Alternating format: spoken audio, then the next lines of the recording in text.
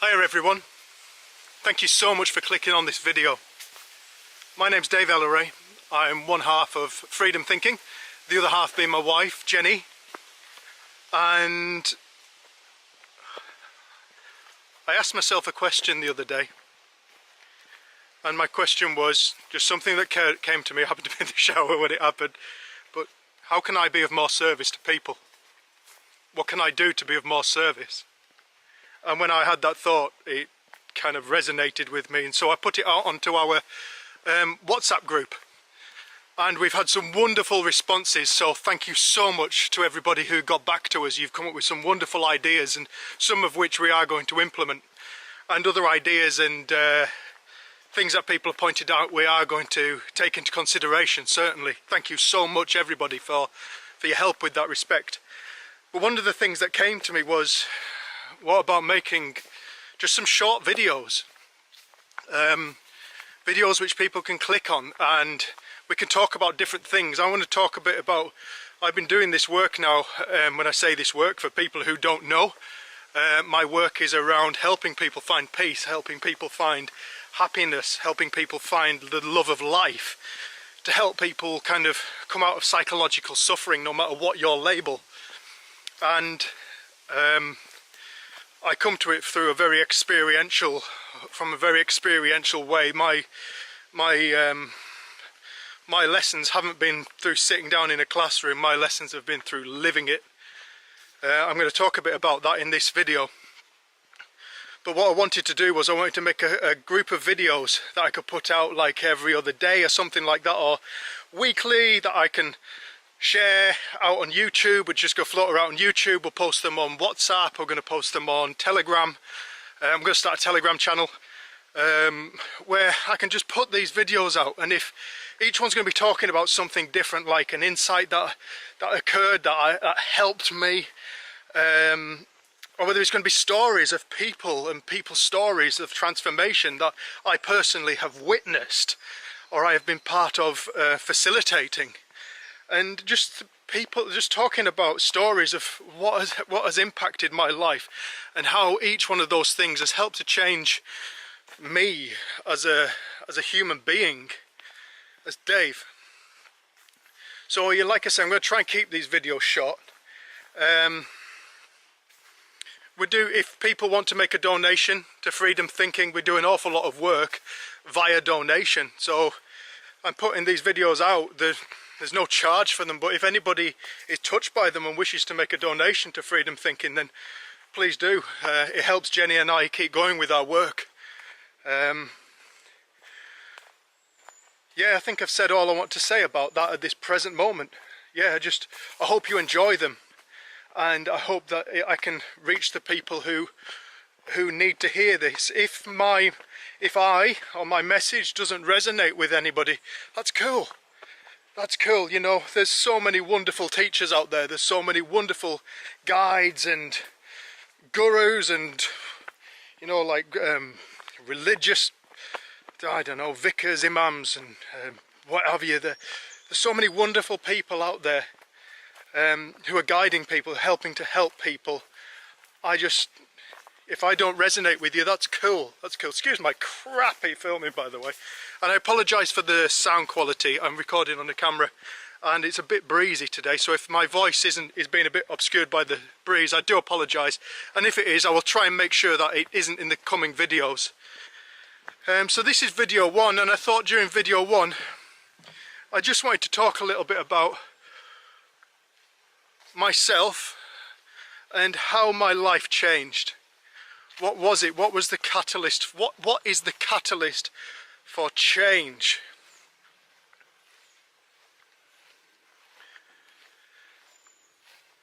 In 2013 I had a breakdown. It wasn't the first time. I'd suffered many in my life. Growing up throughout my life, I've had many bouts of depression and anxiety, and my anger was like next level stuff. My frustration at life, my frustration at myself, my not being good enough, my not being enough, my not being big enough as a man, my crappiness at academia, you know, and perhaps not being good looking enough and all this stuff. And I think that started quite early on when I was at school, at secondary school. I was quite a late developer. You know, I wasn't really properly shaved until I was in my 20s. You could probably argue I'm still not. And I was very slim. I was 6 foot, very tall, but you know, I was 11 stone and 6 foot. I was built like this tree, minus all the big shoulder at the top. I was quite leggy, like that tree. And yeah, and all the other lads in my school were kind of like, in my year, were kind of bigger. They were shaving, they were, you know, and they were tough. They were strong lads, and they, you know, they could throw the weight around. And I used to look at them in awe and be like, you know, I wish I was like them. And so as soon as I got the chance at the late teens, I decided I was going to do something about it. And I started going to the gym, and I built myself up physically. I went from 11 stone to 14 and a half, 15 stone. And I was quite impressed with myself at this point. You know, I was quite a big lad and people were commenting on it, and I quite like that. And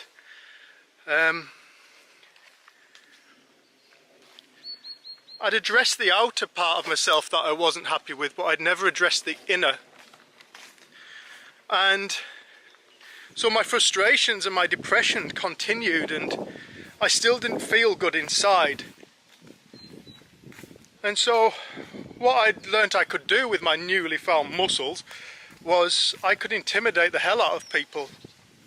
And my anger was like next level stuff. I haven't met many people who can do anger like Dave can do anger. It was so well practiced every single day. I'd lose my shit about something. And I found that with my anger and my size, I could really intimidate people, and people would be fearful of me, and I liked that. I liked that. It was like, it's my superpower. I have the power to scare the crap out of people, and I can get what I want. But more importantly, I feel safe. I feel safe. You know, I used to look at hard men as being like role models and inspirational people. As a man growing up in Great Britain, you know, to be a tough guy was kind of what we're inspired to be. I had no idea that hard men are deeply insecure people. Anybody who is feeling the need to throw their weight around, to be violent towards another, isn't in confidence. They're in fear. They're afraid. They're not comfortable with life. They're feeling affected by other people. That was me. I was a deeply insecure man. At the age of 21, I went to prison for violence. One of the best things that ever happened to me. My depression grew and grew and grew. I failed my college course, and before I knew it, I thought my life was over. But thankfully, I became a tree surgeon. Somebody said, "I'll help you out, Dave. Do you want to become a tree surgeon?" I was like, "Yes, I do want to become a tree surgeon." So I started climbing trees every day and working with the chainsaw, which fitted into my manly ego. Doing a manly job, you know, a job that I felt proud to tell people I'm a tree surgeon. I climb trees. I work with a chainsaw. At a young age, you know, this desperate need to kind of be good enough to fit in, to be respected. Fast forward a decade or so, I ended up having an affair and splitting up with my wife after a big breakdown, after falling out of love with tree surgery, which happened very quickly actually. I realised it didn't fulfil my heart.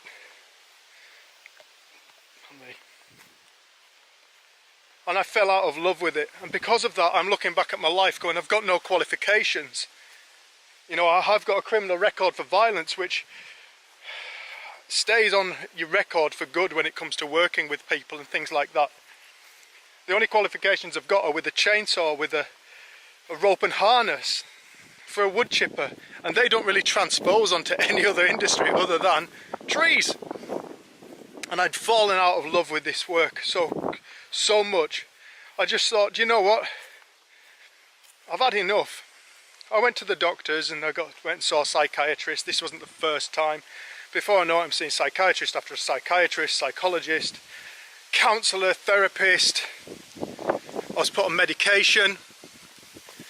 I was told I had chronic depression and that I would have it for life.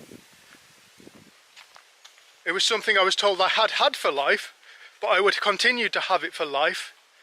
And that if I'm lucky, I may be able to find ways to deal with it, to cope with my depression. I may be able to find ways to lighten the burden of it, but I'll never get rid of it, I was told. I was also diagnosed with chemical imbalances of my brain. I would like to do a video at some point about that point and what I've come to understand about that now. Those people couldn't have been more wrong. God bless them. I'm eternally thankful to anybody who is prepared to help another person. And right in that point, they helped me by giving me hope that there was possibly something that could happen. Perhaps I could find a way to deal with this depression. It wasn't long before that hope wore off, and I decided I was going to take my own life. Now, when I reached the depths of my depression, a few things started to happen. What I would call miracles started to happen. And I'll talk about these miracles in another video. But I just want to keep this one to a point today. One of these miracles was a lady called Sue Hugenson got in touch with me to look at a tree.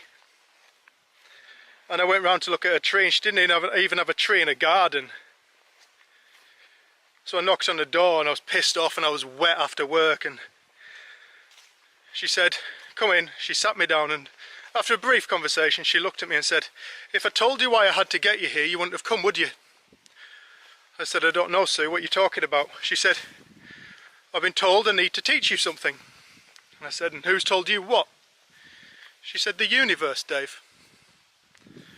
I was like, for fuck's sake. What is this? Excuse my language. I looked at Sue in the eye. Now, anybody who's ever met Sue and looked into those eyes, she's got the most beautiful blue eyes. And I trusted her. So I started to listen to what she had to say. She was the first lady who didn't treat me as broken. She treated me as whole. And she introduced me to a man named Sydney Banks. I had no awareness of Sid Banks at this point. Sydney Banks was a man who'd had an enlightening epiphany experience, and he realised the nature of life, something which at that point I had no insight into, which was the sole cause of my suffering. After 9 weeks of listening to Sue, I eventually clicked on a video of Sid's because she told me she put her ass kicking shoes on. I'd never done anything she'd asked me to do. Please, will you just watch something of Sid? So I went to YouTube, and there was only 4 little videos, I think, of Sid. Got this beautiful clover. Got beautiful clover. Putting nitrates back in the soil. Thank God we're doing it in a wise way now. There's only 4 videos of Sid at that point, and there was one video in particular I just want to talk about today, because it was in this video there were some words that were a catalyst for my change. It was a video, I'm going to find somewhere, I can feel the breeze getting up, I was going to find somewhere I'll sit down here, see if I can get out the breeze. Pheasant. Upset pheasant.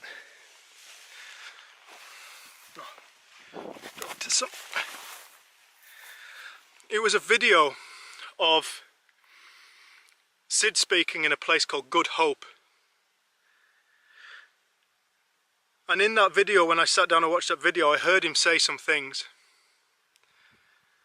one of the first things I heard him say was, "What I discovered is that life is a psychological experience. What I discovered is that life is a psychological experience." Life. I was trying to fix life. I was desperately trying to fix my life. But I had no idea what it was. So how could I possibly have fixed it? What I discovered is that life is a psychological experience. Wow. Well, if that's true, that must be coming from me. My life must be coming from me. Simple, but not always obvious. And the second thing that he said was, "You think it's real. It's not real. You just think it's real." Those two statements set off they were like catalysts. They set off this feeling state within my being. I recognised them as being true, those statements as being true. I didn't understand it, but I felt like, yeah, that man's talking some sense. And with that I decided I was going to go for a walk, and I got Rusty, my little Jack Russell. He died in January. God bless him, he was my best mate. And I jumped in my van. We're going for a walk up Long Sleddle in the Lake District where I live. And I felt the need to pull over on the side of the road, and when I pulled over on the side of the road, I was suddenly greeted by a jackdaw flying over me. I stood on the side of the road looking down over Kendal, and this jackdaw flew over, and as it flew over, and I just noticed it, that was all. I just looked at it, and as I looked at it, it looked at me.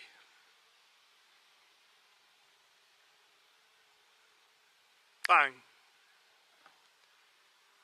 There was something that took place that to this day I cannot explain. It was an experience. This experience was one of pure, saturated love. Not love for anything. Not like love for a person or my dog or anything like that. It was just pure, unconditional love. Filled my soul, filled my being. I had a few experiences that I don't really want to go into because it kind of creates a I want that kind of thing, and then people compare their life to it and they want my experience. I've said people have told me they want my experience. Nobody can have my experience. It was my experience. One of my mum's great insights was, I will never have Dave's insight. I'll never have Dave's experience. I will only ever have my own. Bang! She started to get experiences. Started to gain insight. When I came back into my body, when I suddenly found myself stood as a human again rather than just pure love, to this day I don't know what love is. I know what it feels like, but that's just what it feels like water feels wet. Water feels wet, but it's not it. It's just how it feels. When I came back into my body and I found myself back in my humanness, all my depression had gone, my anxiety had gone, my hard man had gone, my worries and anxieties had evaporated.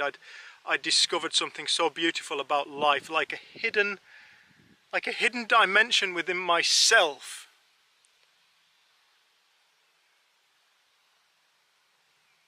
Like a hidden dimension within all of us. I was whole and I was free. The reason why I wanted to share that story is because I was trying to fix something. I was trying to fix myself. I had all my problems lined up. I knew what my problem. I know what my problem is. My problem's anger. I know what my problem is. My problem's depression. My problem's anxiety. These are my problems. And I was trying to solve each one. And of course I was not getting anywhere.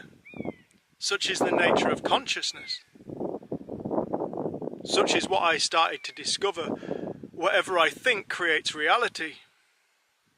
Life is a psychological experience. All of a sudden I discovered I was whole and I was free of burden, and that Dave died. Dave died. Dave died in that moment. A new Dave's been born since that moment. But it didn't come through working on myself. It came through seeing a deeper point about life.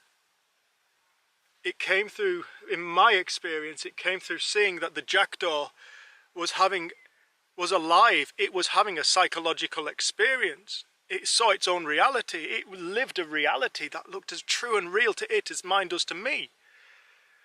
And in that moment I saw, to put words to an experience, which isn't really how it went, but just for argument's sake, I saw how we're all the same thing. Everything is the same thing. Every single one of these clovers is a conscious experiential being. It knows what time of year it is, when to come up. It is aware. It's aware that if it goes to flower now, then it will be pollinated by the insect kingdom. It doesn't go to flower in the middle of winter. It only goes to flower when it thinks it's the right time. It is conscious. If it's conscious, then it's having an experience. Consciousness is awareness. Awareness is an experience. Well, to have an experience is a reality. I want to talk more about nature in coming up videos, but I just wanted to make that point. What we think we are looking at to solve our problems, our psychological suffering, our depressions, our this, our that, it's not what we think we're looking for. So we need to let go of being in search of this thing, because it's this idea that we hold, this idea here that we kind of go, I know what my problem is, I just need to solve this problem. No, we've got to go before the problem. For want of a better word, we've got to see deeper into life. We've got to get curious about what is life. How can we fix anything if we don't even know what it is? I'm now a student of life. I have been for 10 years now, and it's been the most exciting journey. My greatest teacher has been nature. I've learnt more about psychological health and myself through observing plant kingdom, animal kingdom, fungal kingdom.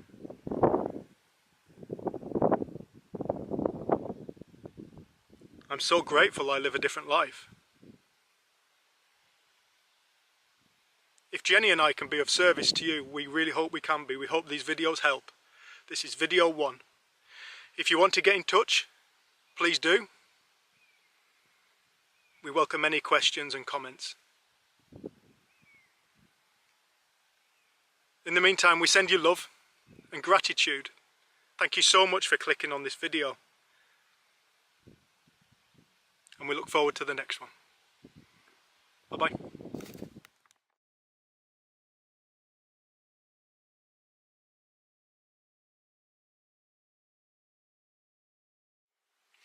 Hi everyone, and welcome to video 2. My name's Dave Ellery. I'm one half of Freedom Thinking, the other half being Jenny, my wife. And we're putting together a series of videos of insights and stories and metaphors that have come to us and that we have found to be useful when sharing our message when it comes to what we speak of as the 3 principles. The 3 principles being a metaphor for life. And today I wanted to share a metaphor that I once shared with a lady stood on the side of Grasmere. I feel like this metaphor helps to draw a distinction on a very important point, I believe, when it comes to the nature of ourselves, when it comes to the nature of thought, when it comes to the nature of the 3 principles. And to me, it's the difference between seeing to the nature of what the principles is pointing to as opposed to standing in the shallows. I don't mean that in an arrogant way, but to me it's a metaphor that came to me, but as I spoke it I could see that what it was pointing to was ultimately what changed my life. Now, when I listened to a man named Sydney Banks, I think I explained this in video 1, I started to gain insight into the nature of reality. Now, I had been trying to change my reality. I was mesmerized by my reality. I was so convinced by my reality. I had no idea that ultimately, whilst being real, it was also an illusion. I once had a man arguing with me, how can you have a real illusion? Go and look at quantum physics. Start to look at quantum physics, and what you'll start to see is that the very nature of physical reality the very foundation of it doesn't behave in the same way as we get to experience in its physical manifestation. What creates the physical manifestation doesn't behave in the same way as what has been physically manifested. So I just wanted to share this metaphor. It came whilst I was speaking with my friend Sasha on the side of Grasmere. It's probably an expansion on one of the oldest metaphors there is to describe how ultimately everything comes from energy, and that is the analogy of the ocean, and that analogy being that everything that we see, including ourselves, is a manifestation or a wave, like a wave upon the ocean. Everything, there is this field of energy, and everything is emanating from this field of energy. Quantum physics backs this up. Now, the analogy of the ocean was a story brought to us by mystics, by people who had deep contemplation and realized the nature of the foundation nature of reality. But I want to take it a little step further than just physical manifestation, the physical world. And I would like to start to hopefully draw a distinction between what I often hear in the principles, where people are saying, oh, it's just a thought, or it's just your thinking, and getting stuck on thinking, and then, or perhaps listening and hearing the power of thought. Yeah, I know what thought is. Thought's this, that's a thought, that's a thought, that's a thought, that's a thought. That's great. But I think most people are aware of that. And one of the things that we have been trained to do is to study our thoughts. And I feel like a lot of the time when I listen to people within the principles, or people who come to work with us, they are stuck on thought as thinking. Now, Sid often referred to the power of thought. Not your thought, not my thought, but the power of thought. He drew a distinction between the two. However, he would also say they are the same thing. But one of them is looking at what is created, and the other one is looking at what creates. The thing that set me free was when I discovered what creates. It wasn't a drawing, it wasn't a metaphor, it was an experiential reality that took place within my own being, as my own being. It was the thing that set me free as I started to wake up and realize that, like the ocean that creates all physical reality, I am an ocean that creates experiential reality. I am not separate from that ocean of waviness. In fact, the wave that is Dave has within it all the power, as it says I think it says in the Bible, it says, as above, so below. All the power that exists in the fundamental energy that creates all things exists within all that is created within it. So ultimately, the wave of Dave waves and creates an experience and a reality. As is the same as for yourselves. Each one of us is like a wave of the same energy, and that wave, fractally, like a fractal, has the capacity to wave within itself and create an experiential reality. I've just drawn a little diagram to explain this. My videos aren't going to be slick. I'm not a slick kind of person. I'm just a pretty bog standard, simple kind of fella, so please don't expect anything amazing. I hope you can read my writing, but here we go.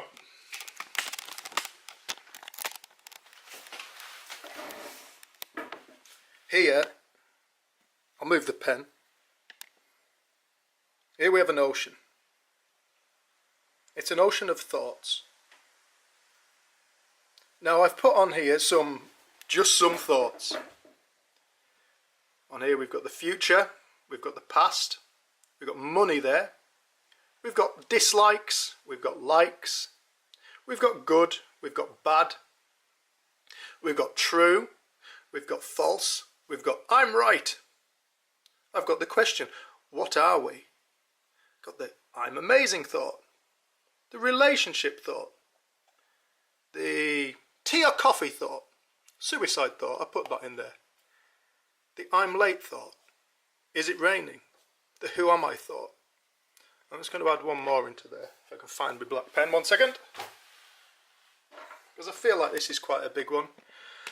Quite controversial, but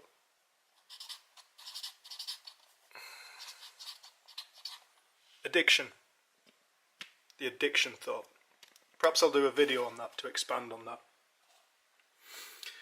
But here we have a load of thoughts. Now, these thoughts, when they come to us, they don't appear like waves. They don't appear like it's obvious that it's like a wave emanating from ourselves. We just get to experience it. We get to experience the feeling state of ultimately whatever energy is presenting to ourselves. Thought, the power of thought is infinite energy. You know, like the ocean has an infinite capacity to create waves. There is no limit to how it can create a wave. It can create a tsunami, it can create a tiny ripple. And if you were to go down to the ocean today, and you were to go and look at it, you would not see the same wave pattern if you went back, well, within a second, or if you went back within a day. In fact, if you went back for the rest of your life and looked, you would not see the same wave pattern. It is always creating an entirely unique expression of waves upon it. Now, when we look at the ocean, we tend to give it a character. We tend to look at it and we go, oh, it's stormy today, oh, it's choppy today, oh, it's looking violent today, look at those massive waves rolling in, wow, look how powerful it is today. And you can go back tomorrow, I mean, it's quite windy out there, so I'm guessing that down on the sea today it is pretty choppy. In fact, I did actually make this video at the seaside, but it was too windy, so it was a bit of a bugger. The microphone just picked up all the wind. But we tend to look at the character of it. And when we look at the character of it, we're only looking at the surface level of the sea, the expression, the ocean, the expression of waves. When we look at the surface, we don't really get to, when we stand on the beach, we don't tend to get a full experience of its true depth. All we get to see is the surface level. I was once with a deep sea diver friend of mine explaining this analogy to him, and I asked him, what's it like when you get 10 meters down into the water? And he went, it's still. He told me a story about how one day he was working away on some mooring or something, and then he happened to look up after a while and he noticed this storm had come in. He didn't know because it was still where he was a few meters down. He said, but above, he said he could see his boat was only just holding on for dear life onto its mooring because the storm was buffeting and pushing it away. He said, but I had no idea of the storm. He said, because from where he was, in the stillness of the water column, he said there was nothing. There was no movement. It was just peacefulness. So the only place the choppiness of the experience takes place is on the very surface. Okay, now what we like to do is we like to study these thoughts, our addictive thoughts. Somebody once came to me and said, you know, no, sorry, my apologies, I once drew this diagram on a retreat online, and I wrote suicide on it. And I also had written on there, what flavour yogurt do I want? And this man rung me up at lunchtime and he said, you've got no idea. He said, I tried to commit suicide 2 weeks ago. He said, and I just heard you compare my suicide thought to what flavour yogurt do I want?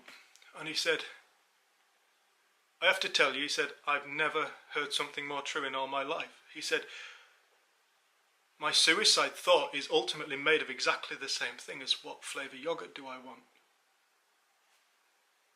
One looks really, really important. The other one looks so mundane.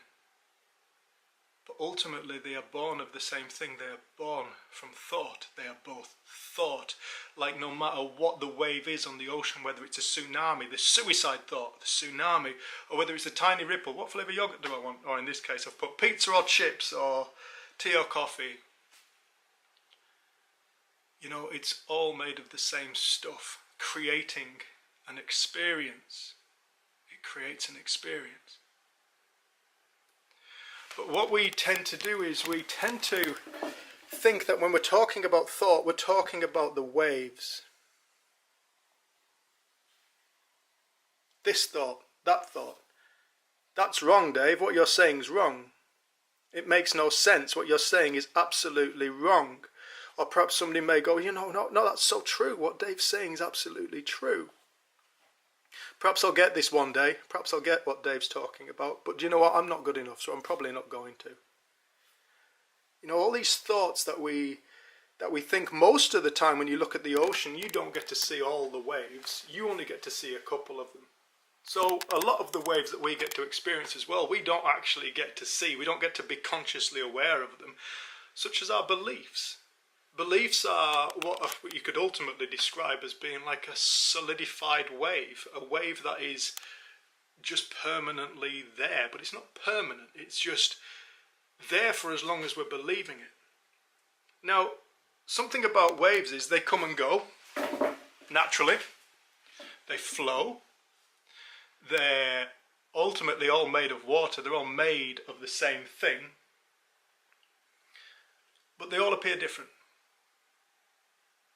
So what we have tended to do is we've tended to try and make sense of ourselves by studying our waves, our character. Like standing on the shore of ourself and looking backwards in time and going, well, I was once like that, I did that, and do you know what, I did that marathon, and you know, I've spent a lot of time doing drugs. For me it's things like prison and drugs and drink and fitness at one point, and now 3 principles facilitator, tree surgeon, blah blah blah blah blah. My story is just a bunch of waves that only exist when I'm thinking it. So, what I'm hoping people will start to get a sense of or get a feel for is a distinction between the waves and the ocean. Thoughts and the power of thought. One of them is infinite, the other one is finite. One of them is permanent, the other one is temporary. One of them is totally whole. The other one has the appearance of being separate. But what I'm hoping that people will start to get a feel for is, rather than seeing thought as thinking, they can start to see thought as a pre-existing, and I say that because human beings did not invent the power of thought, a pre-existing, fundamental, creative force that courses through all things to create all realities.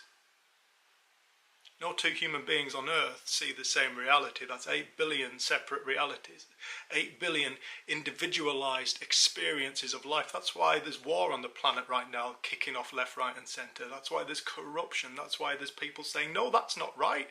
And other people going, no, but that's the way it has to be. We've got to keep things the same. And other people are going, no, we need change. Of course, as people think, so they are creating an experiential reality that looks real to them. Everybody on earth is doing this, including ourselves. So what we have tended to do is we've tended to study our waves, and we've tended to mistaken ourselves for our waves. These stories of I'm not good enough, whatever the hell it be, I like that, I haven't got enough money, blah, blah, blah, blah, blah. What I would like to call that today is the wave pattern of our mind. I want to call ego. It's that creates our false identity.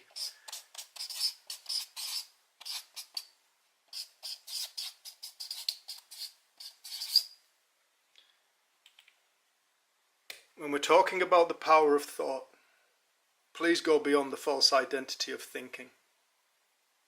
And I hope that people will start to gain a respect for the force from which it all comes.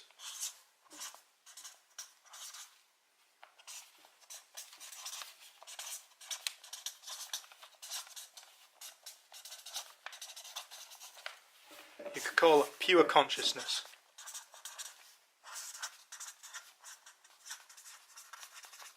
Pure mind.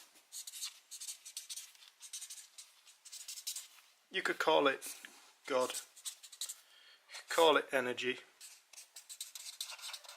You can call it whatever you want.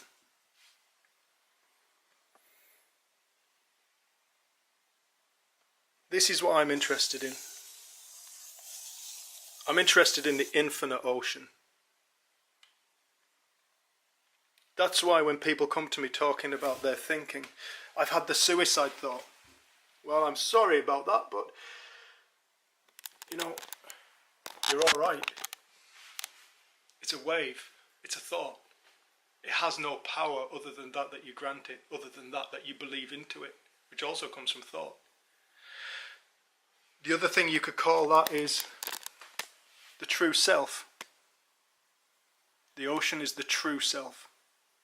It doesn't go anywhere. Everything else is temporary. Everything else is temporary. Everything else is a temporary manifestation of the one source. The power of thought compared to thinking is massive. The difference is massive. Thinking is the waves. The power of thought is the source from which all waves are manifesting our consciousness. Like the ocean is infinite in the amount of waves or the frequency of waves that it can produce, our mind is infinite in the ability to think. Infinite. It has no end. There is no end to thought. And that exists within all of us. We are magic. We are magical beings, mistaking ourselves for limited waves.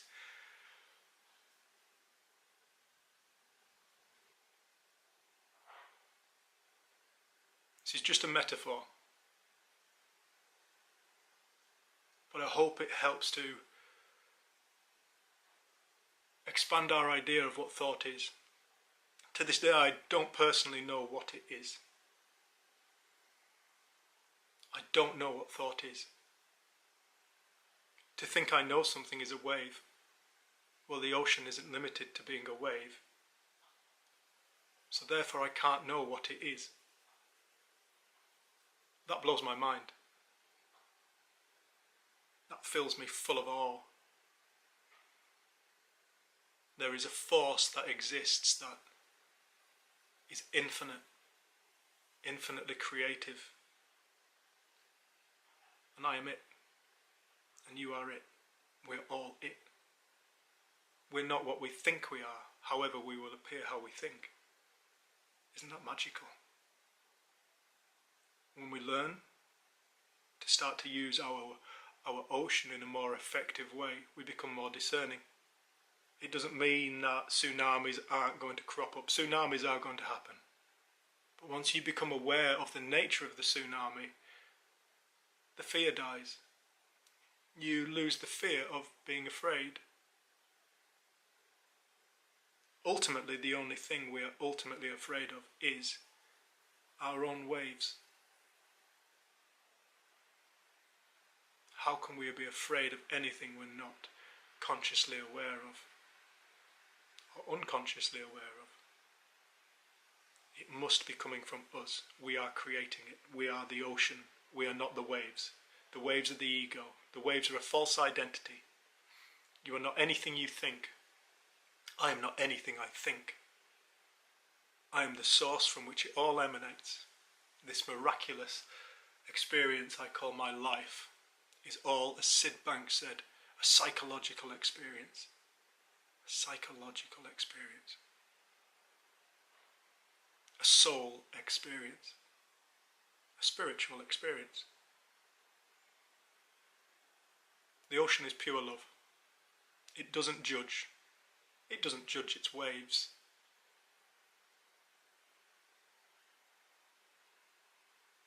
The ocean cannot be broken.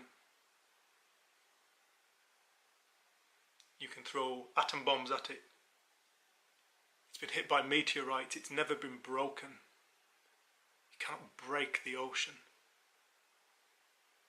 However, it can create waves that look like it's destroying itself.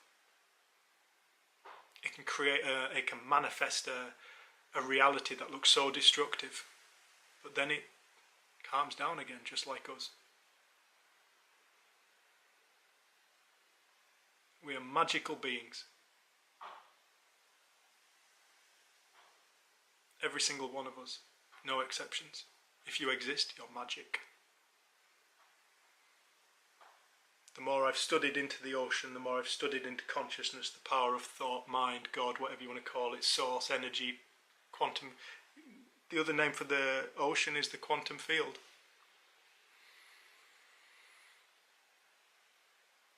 The more in awe and the more questions seem to come to my mind.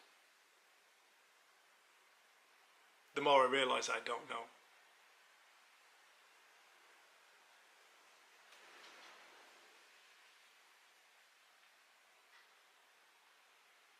Thank you all so much for watching. If Jenny and I can be of service once again, please give us a shout.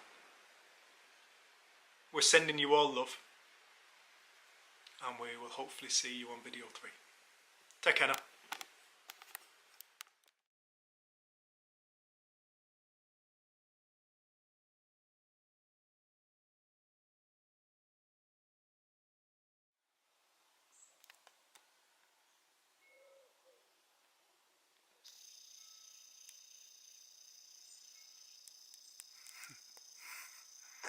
Bless him. Hi everyone. Sorry I'm a bit dark, I'm walking through a wood.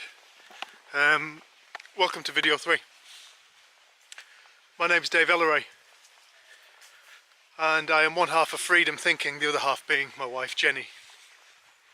And I just wanted to keep the flow going with the videos, and one of the things that people have asked for is would I talk a bit more about nature, because a lot of my insight into the nature of myself, into the nature of life, into the nature of, if you want to call it, well-being or psychological health has come to me through the observation of nature. And I think the reason why that has had such an impact on my life is because through seeing the intelligence that underpins nature, it's brought me to a deeper level of gratitude and understanding of there is an intelligent source to all things. So therefore, if there is an intelligent source to all things, I also must be this intelligent source in action, this intelligent source incarnate. As I said on video 1, I think I spoke about how when I was at my wit's end I happened to just glance up at a jackdaw after listening to Sid Banks speak. And in seeing the jackdaw, I got to witness myself. Not myself Dave, not myself this physical body, but myself the inexplicable, unexplainable, majestic force that we call life. To this day, it blows my mind. The magnitude of life, just the squirrel sat in the tree chewing on his little seeds. Beautiful being, totally aware of my presence. You could see his little eye. The moment he clocked me, he just froze. Totally aware, having a total experience of his own life. So I've come on this walk today, I've come through the woods. 1, because I love it, and 2, because I'm hoping to spot things, and as I spot them I just want to talk about things and share with you insight that's brought me closer to within myself to this awe, the awe of for life. And you know, when we are in awe, we're not in our I know something egoic state. We are in, wow, there's something so friggin' magnificent about existence. And when we're in that state of being, there's no problems. There's no problems. The problems stop. When we're in that state of being, we've transcended all ideas that are holding us hostage. We are just in the presence of wonder and awe for life. So I'm just down in Essex at the moment. I'm surrounded by trees.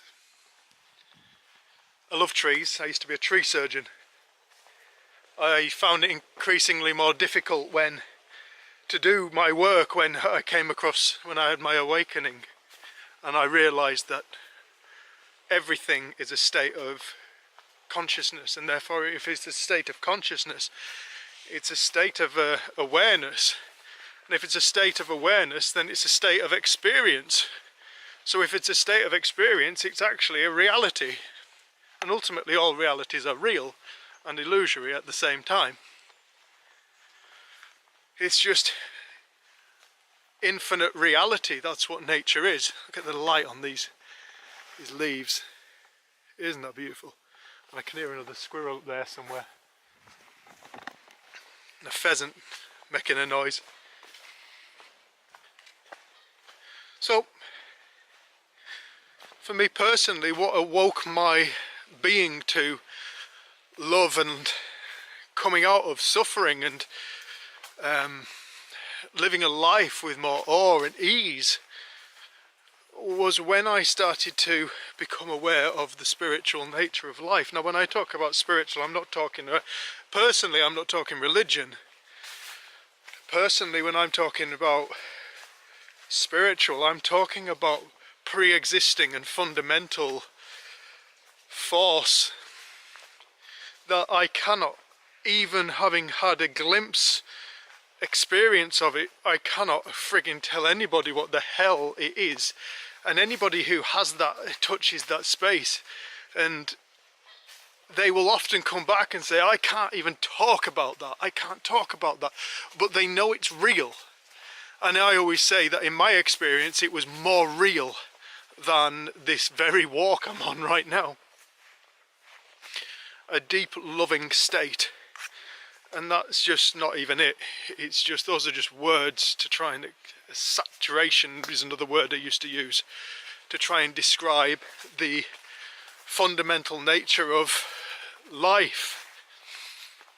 It's funny, if you look in the Bible, it does say God is love, a very specific statement. God is love, not loving, it is something called love. Now, to me, I don't know what love is. I feel it.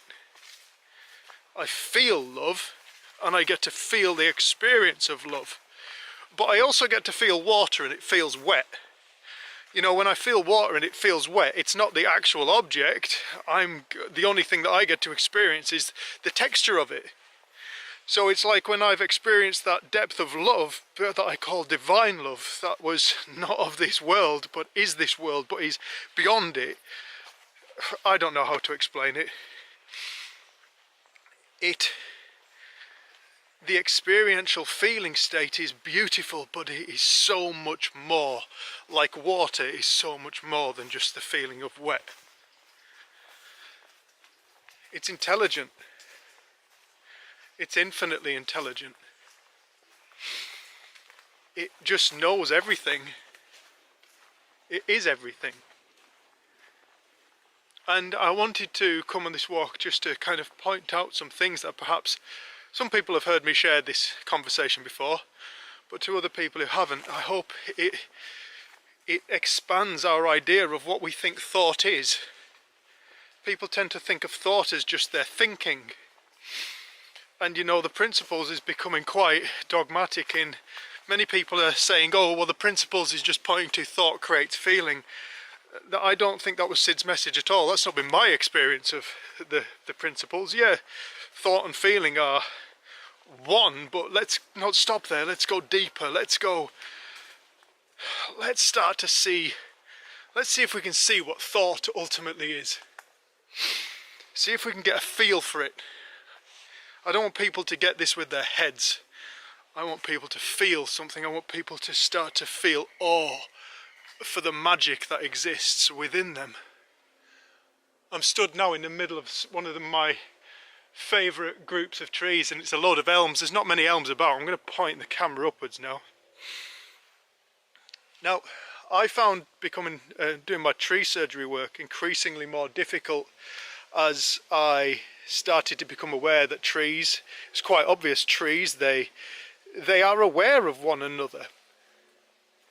You know, when I look up, and it's probably not so easy to see on this camera, but as I look up, I see very, very, very little of trees touching one another.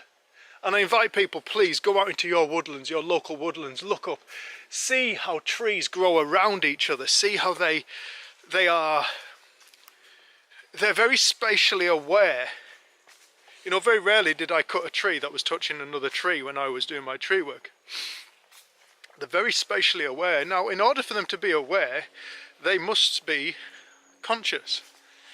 Well, I'm consciousness, you're consciousness, we're all consciousness.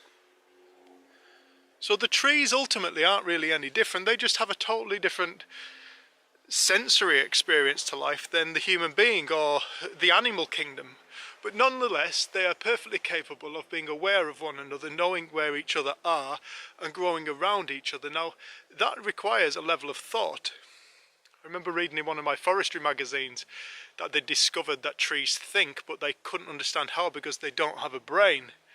And I feel like that's one of our fundamental misunderstandings about thought. We assume it must be the product of the brain. The brain comes before thought.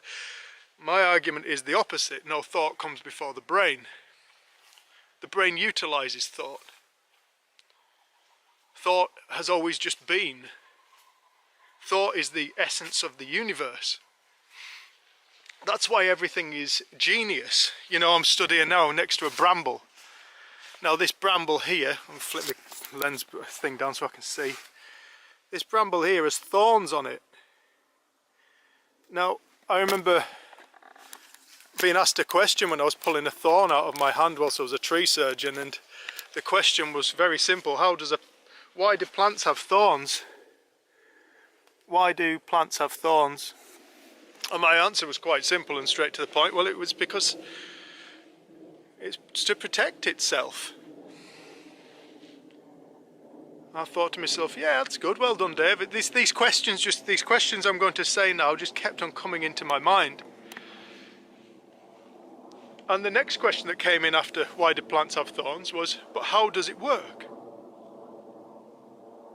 And my answer was, well, I touch the thorn or the thorn touches me and I don't like the feeling of it, so you know, I leave the plant alone and I don't want to bother it, you know, and that'll go for other animals as well. You know, after all, we are animals.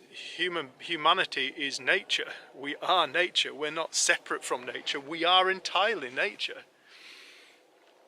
So the next question was, how does it work? Well, I touch the thorn and I don't like the feeling of it like the rest of the animal kingdom, and we just leave the plants alone. And then the next question asked me to go deeper. It said, but how does it work? So I thought about it for a little while, and what came to me was my biology lessons in school. Thank you, Mr. Metcalf. About how we have a nervous system. The animal kingdom has a nervous system, and this nervous system is attached to the brain. And the brain, with the nervous system, along with our consciousness, allows us to feel the world around us and the world within us. And so my answer was quite scientific, I suppose. I said, well, you know, thorn pierces my skin, it irritates my nervous system, sends a message to my brain, I become aware of it, and before I know it, I've moved my hand and I've left the plant alone. Then the next question came, and this question I wasn't prepared for. And not that I was prepared for any of them, but the next question that came was, but how does a plant of the plant kingdom understand the nervous system of the animal kingdom? After all, it doesn't have a nervous system and a brain like the animal kingdom. So how does it know to produce these thorns? Because without the nervous system, the thorn has zero value. Woodpecker. Without the nervous system, the thorn has zero value. That took me, I didn't know what the hell to say to that. And for weeks I tried to figure it out. Hello. Oh my God, we were so lost. We think we were going to be here all night. Oh, you'll be right. This takes us down Lost to people. Pegmarsh. Yep, straight through to Straight. Pedmarsh. Yep. Oh my gosh. We Say thought we hello. were here for the night. Say hello. Hi. Thank you. You'll be on YouTube later tonight. Oh, excellent. Take care. Are you alright, love? Sorry about that. How does a plant of the plant kingdom understand the nervous system of the animal kingdom? It doesn't have a nervous system like the animal kingdom. It doesn't have a brain like the animal kingdom. Yet somehow it has built these appendages to protect itself, and they only work, they're so specific, like a nettle. I've just walked past a nettle, like a nettle here.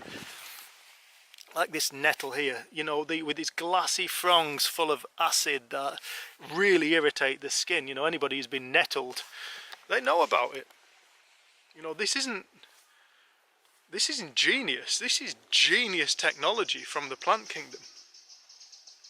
So for weeks I pondered that question, and after, I think it was about 6 weeks, I was trying to answer this question.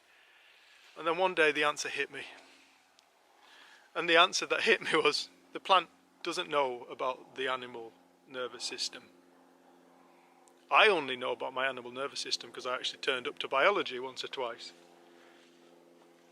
But that creates the plant, creates the animal, that creates the thorn, creates the nervous system. That exists underpinning the natural world knows it. It knows it all. You know, and that's why you can see berries, and there's the odd blackberry still legging around here.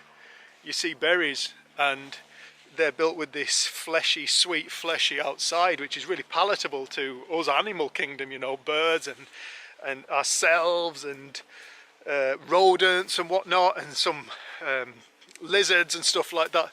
They like to eat the berries because they get a nice meal from it. They get sustenance from the berry, but the seed in the middle is built with the tolerance of stomach acids. So the seed, once the flesh gets digested, the seed doesn't. The seed passes through the animal and is deposited in a lovely pile of fertilizer, for want of a better word. You know, that's frigging genius. This is genius. You know, when we're talking about thought, we're talking about something that isn't just our thinking. We're talking about something that is intelligent. Now, all intelligence must come from thought. You cannot separate thought and intelligence. They are one. So the intelligence behind nature, ourselves, our very existence, must be thought. Has to be thought. You call it mind. What is mind? Mind is infinite thought. It's all thought. What is consciousness? Well, consciousness is the creative force. Well, what's thought? Well, that too is the creative force. You know, when we speak about these three principles, really, as Sid called it, he said it's a trinity of one. It's one force. It's one force.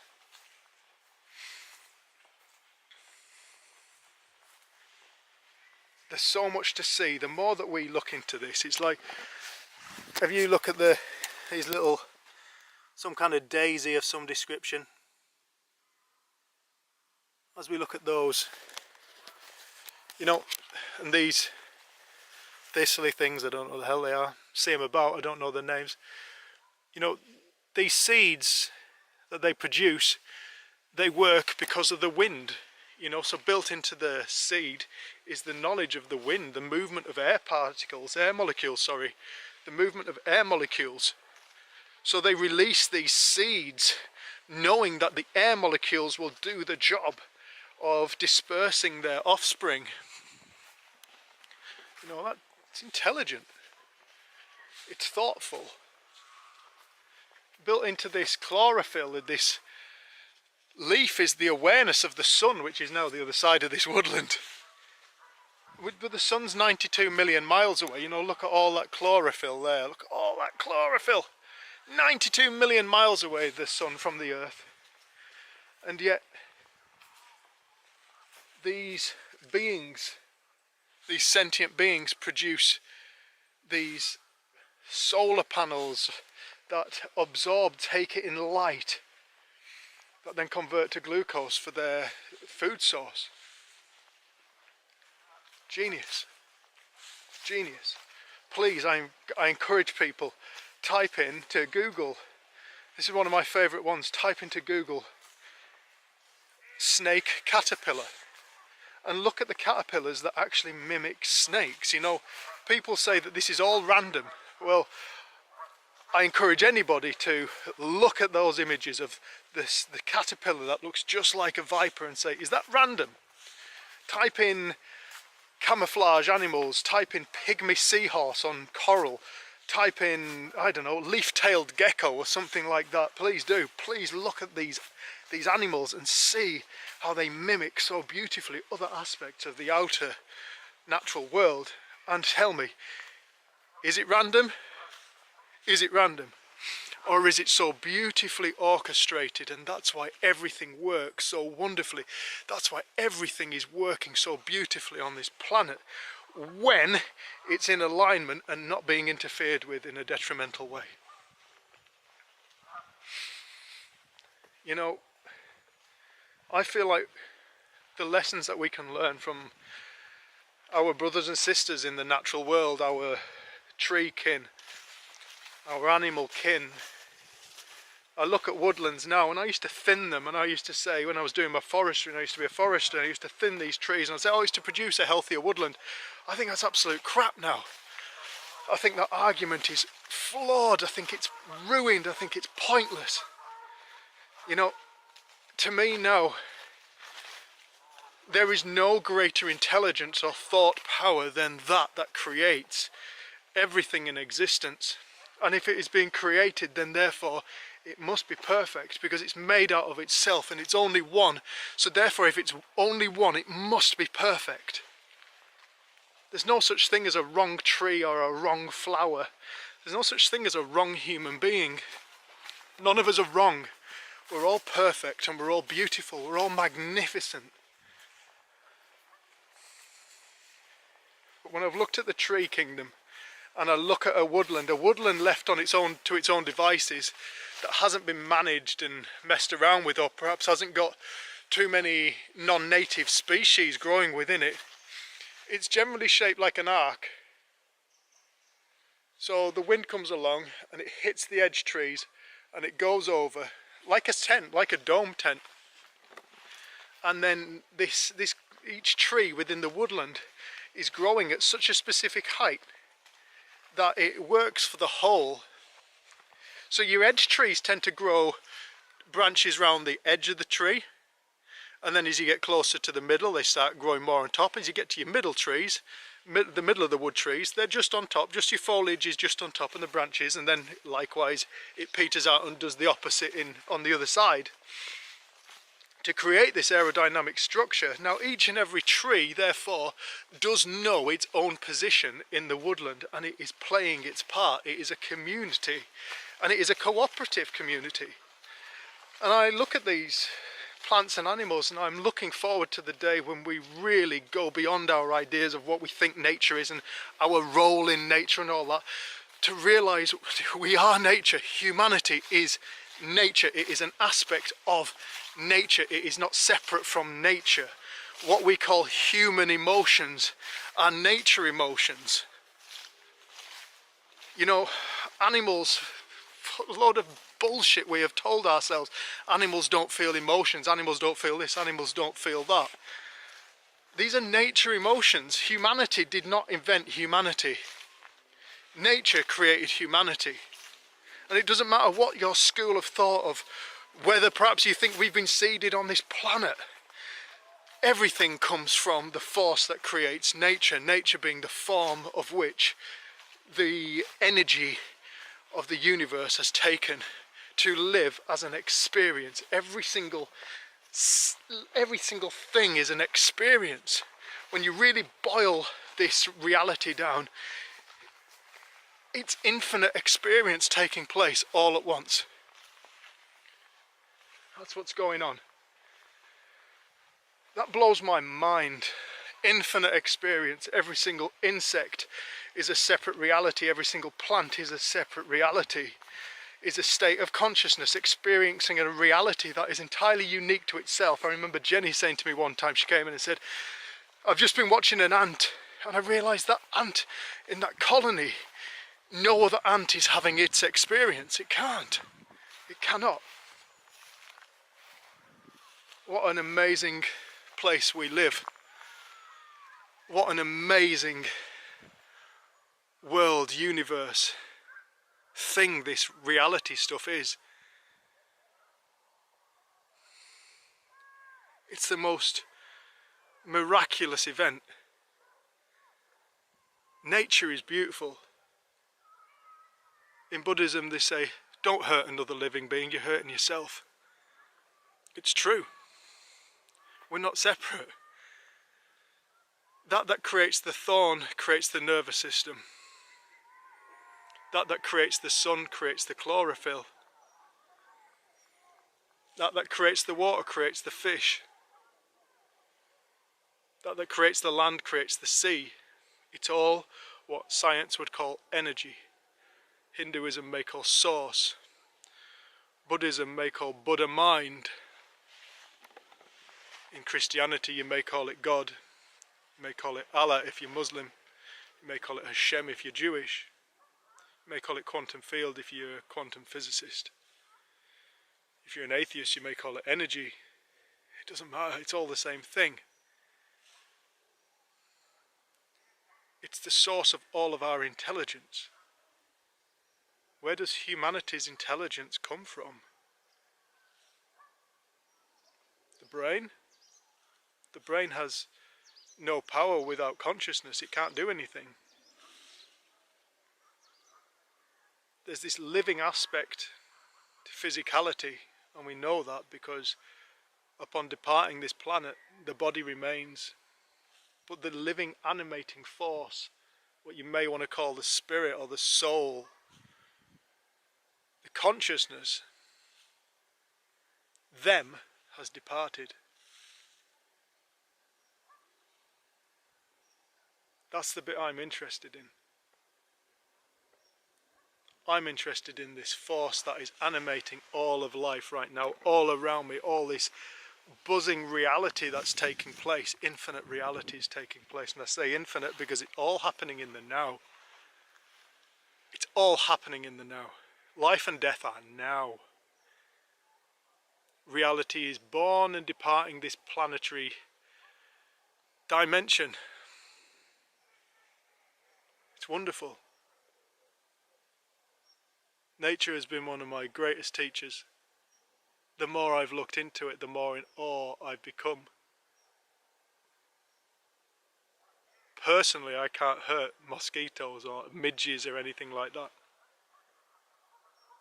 Why would I want to destroy another living being that's an experience of life just like my own? Different, but just as real. Why would I do that? Why would I harm the plant kingdom? I would do my best, my absolute best, to minimize my harm to any other living being, knowing that.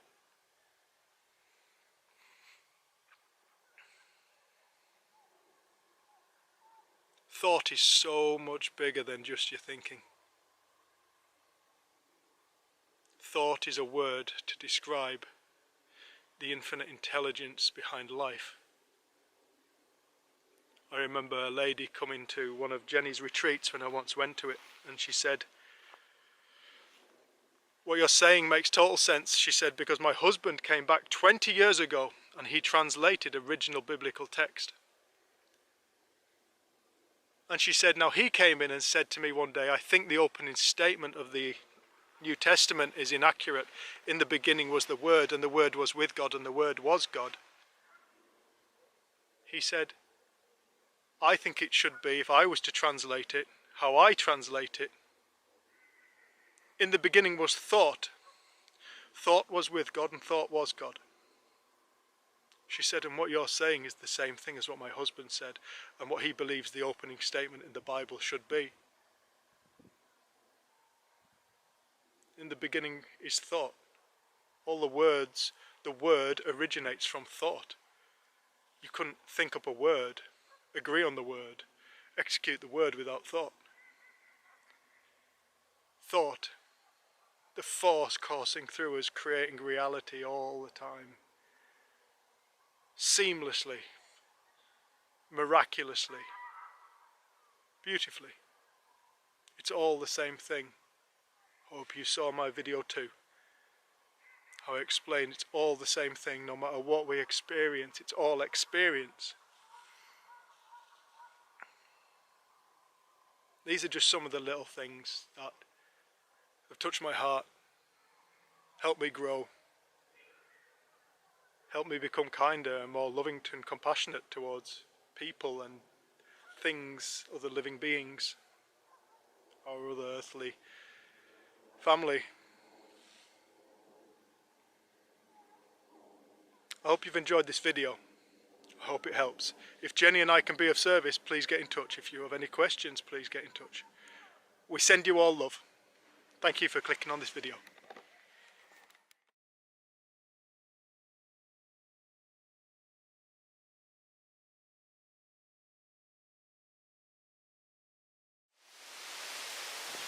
Hi again everyone, welcome to video 4. My name's Dave Ellery and I'm one half of Freedom Thinking, the other half being my wife Jen. Jen's going to be making some videos soon. She's got some stuff she wants to talk about. I hope this wind noise isn't too much. It's quite a breezy day today and I'm back in the woods. I'm walking to the park with Jen and Lucia and Archie, but they're quite a bit ahead. Yeah, today I wanted to talk a bit about why the principles aren't really a therapy. Why they're not a psychological approach. I often hear people confusing them. I've got a friend who has been through psychosis recently, and people around me were asking, have you lost any faith in the principles? And I'd say to them, absolutely not. Why would I lose faith in the principles? Because somebody's having an experience. And I feel like that question is born because people are looking at this as a psychological approach. And that to me is a very limiting way. And it also clumps it into a group, it puts it in a box which it doesn't belong in, and that is one of psychological approaches, like a technique or a conversation around CBT or NLP or something like that. The 3 principles don't come into that box, and I just want to talk a little bit about why, and in the hope that people will start to see that really what's been pointed to is something before.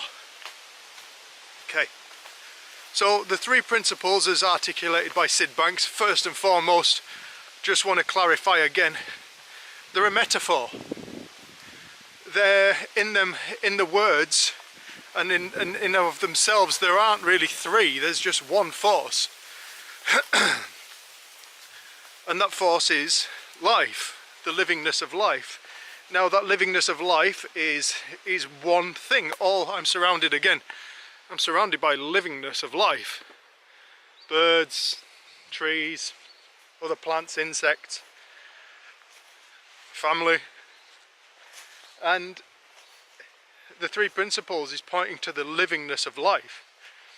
Now, when Sid was talking about mind, he was talking about the universal intelligence of all things, the space from which all things emerge. Well, that is also pure consciousness. It's pure thought. It's all really one thing. And when he spoke about mind, consciousness and thought, really what he was describing were attributes of a singular force. So this force is a universal force. It's universal. It is universe-wide. It is a state of awareness, consciousness. And it has infinite potential within it to create thought. So really the 3 attributes to the same force. It's just a conversation, and by breaking it down into 3, Sid was hopeful that he could get this conversation to be understood a bit better. And hopefully it may go into psychology, which is where he really wanted it to end up. Which it did, which is awesome. And it's gone into coaching again, which is awesome, it's wonderful. But I really want to draw a distinct line between this being an approach. I see sometimes people saying, I practice NLP, I do hypnosis, I do the 3 principles. You can't do the 3 principles. The 3 principles are doing you. So I sound pedantic at this point, and I hope people don't. I'm pretty hard with my personal message about this. Some people say I'm so inflexible when it comes to this message, and I am. I really am, to be honest, and it's not because I'm inflexible as a person, because I personally don't think I am. However, the fundamental nature of life is a singular thing, and it can't be tied and likened to any other thing, such as a psychological approach. So, if you were to really step back and look and start to look at things like NLP, CBT, all those kind of things, hypnosis, regressive therapy, first and foremost, they are ideas. And I'm not saying that these techniques don't have any merit. Please don't think that's what I'm saying. I'm not one of those people who says everybody has to kind of do the principles instead of NLP, CBT, or hypnosis. I'm not one of those people. I'm pro anybody finding peace, and whatever works for them, awesome. That's my approach to life. That's my ethos on life. I'm not dogmatic about the principles, but I am straight in my conversation around them, because they are different. They are a different conversation to NLP, CBT and regressive therapy and stuff like that. And the reason why that is because they are all ideas of mankind's mind. They are approaches which have been dreamt up. People have had insight at some point. So for example, one of Freud's insights was, people are a consequence of their past. And so that's why the whole regressive therapy thing was born, and it was all because of Freud. I believe that pretty much every single therapeutic technique now has its origin in Freud, and that idea of his that all our suffering and whatever stems from when we were younger. And then Sid came along and said, but that's not true, because the past doesn't exist. There's only the now. And if you're experiencing a suffering now, then it must be coming from the now and not from the past. And what Sid was pointing to was a fundamental truth. He had realized the law of life, and he was sharing the law of life. Now, the law of life has many different disguises that it hides itself behind, such as time, such as identities, such as reality itself. And the principles that Sid spoke to, or the principle that Sid spoke to, is fundamental. It doesn't change. It's not an idea. The power of thought is not an idea of mankind's mind. Consciousness is not an idea of mankind's mind. The divine intelligence of all things is not an idea of mankind's mind.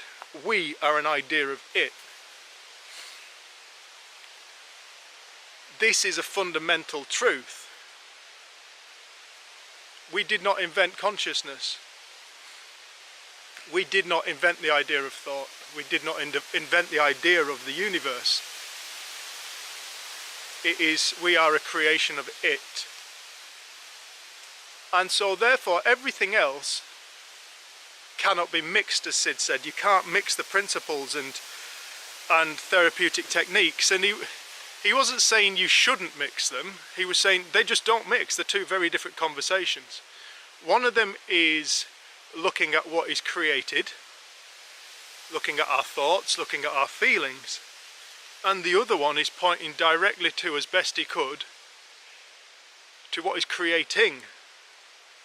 One is a conversation about creation, too late, it's been created. and the other one is going before too late to the realization of what's creating, which is always in the now. So I'm going to try and keep this video short, but that's one of the things I just want to draw a distinction between when we are having a conversation around the principles. I often hear people saying things like, do you think the principles is better than CBT? I'll just say to them, no. It's just a different conversation. One of them is working with the illusion, the other one is hopefully pointing before the illusion. Personally, in my experience, when I was ready, I was allowed to see behind this experience of life and realize it for myself. But I am aware that there are people who aren't ready for that yet, and things like CBT and NLP, they're great, you know, they're really, really wonderful. But however, they are pointing directly at the illusion of life and trying to fix the illusion of life with the illusion of life.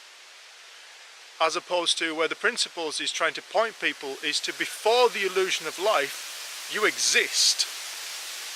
Before the illusion of life, there is a force that creates. Stop being mesmerized by the creation and start to become aware of what's creating. And in doing so, there is such massive therapeutic value. I always say this, the three principles is, it's not a therapy, but the therapeutic value is immeasurable. When we start to wake up and realize we are not our stories, we are not our thoughts, we are not our feelings. We are a unified field of infinite potential spiritual force, an inexplicable event, a magical event that we call our life. When we start to wake up to that point, everything else just gets dissolved. We don't work on ourselves. We don't need to work on ourselves. There truly is nothing to do. There truly is nothing to do. You cannot do, another thing I often hear is, that's not very principles. Oh, that's not the very principles. This isn't very principles. Everything's the principles. Everything is an idea of thought. Everything comes from the universe. You couldn't have the experience without consciousness. So therefore, everything is the principles. It's not a dogmatic idea. It's not a religion. It's not a faith. It's a fundamental truth, of which there is nothing to do. We already are the principles. And don't confuse there's nothing to do with do nothing. That's another thing I often hear. Oh, that's a doing. Oh no, that's a doing, that's a doing. No, don't confuse there's nothing to do with do nothing. There's nothing to do because you are mind, consciousness, thought in action, whatever those words are pointing to, pure love. We are that in action. There is nothing to do. They are pre-applied. You do not apply the principles to any situation. What do the principles say about this? What do the principles say about that?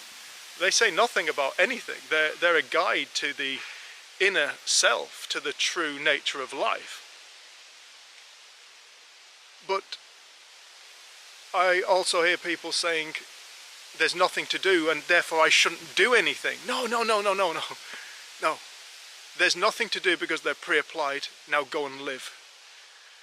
Go and live. Go and discover your magic. Go and fulfill your heart. You've been given the gift to be born into this worldly environment, to this worldly plane, with infinite potential within you. What do you want to go and do with your life? Go play. Go play. Fulfill your heart's dreams and go and play. We're only here for a short period of time on this dimension. What are we going to do with it? There's plenty to do. There's tons to do. Go and play. And I feel that's the message of the principles. Go play. Go and enjoy your life. We don't need to take it so seriously. This is a wonderful place to be. In spite of all that's going on the planet, this is a wonderful place to be. Right, I send you all love. If Jenny and I can be of service, please shout. Yeah, and I look forward to seeing you all in video 5. Speak soon.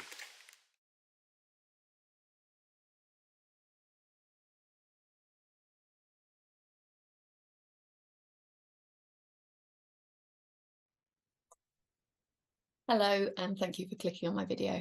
I'm Jenny Elleray, and I'm the other half of Freedom Thinking. I'm the less visible half over the last couple of years, because my main role has been looking after Lucia, our little 18-month-old daughter. So I wanted to make a video today, really just to introduce myself for those of you who don't know me, and speak a little bit about the impact the Three Principles and the Three Principles community has had on my life. So I came across this at 23 years old. I'd been struggling on and off with anxiety, depression, eating disorders since about 13, 14. Previous to that, I was a very sort of shy little girl, and found life very overwhelming. And I've heard it described before as it seemed like everyone else knew how to do life and I didn't. So I found it very difficult to kind of communicate. I found it very difficult to be around big groups of people. Life felt terrifying. And I guess I managed that through messing around with my weight, and different times in teenage years, dabbling with drugs and alcohol, and anything I could kind of use to kind of change my state, make myself feel less uneasy. At 23 years old, I went on a training course in London with my sister and my cousin and my aunt. We all kind of went on my sister's recommendation. And none of us really knew what to expect. I kind of went along to spend some time with my sister because I hadn't seen her for a while, and just kind of went quite open-minded. And on that first day, I kind of just stuck to my seat. It was a gentleman called Dr. Roger Mills, who I'll forever be grateful to, and a lady called Margaret Opio, who were hosting the day. And as they shared and told stories and talked about Sydney Banks, they showed videos of this understanding going out into communities, the prison systems. I don't know, like, I can't put into words because there weren't any words. There was this deep feeling that kind of arose within me of peace and well-being and quiet. And for somebody that lived in a frantic, busy mind, that quiet just did something for me. And that night we had to drive back to Colchester from London, and then we were back in the next day. It was a 3-day training. And I would just say, like, over those few days, this deep sense of trust and knowing, but it was all completely wordless. It was this deep feeling. And when I got home after the end of the event, my parents were kind of like, "What's wrong with you? Like, where have you gone?" Because I came back a completely different person. And I wasn't loud, I wasn't extrovert, I couldn't really speak about it because they wanted to know what happened, what have you learned about? And I was like, I don't know, I can't put it into words. But I think there's something to me about the way that Roger shared was just so honest, and so he knew that there's health within every single being on this planet. We just didn't know it.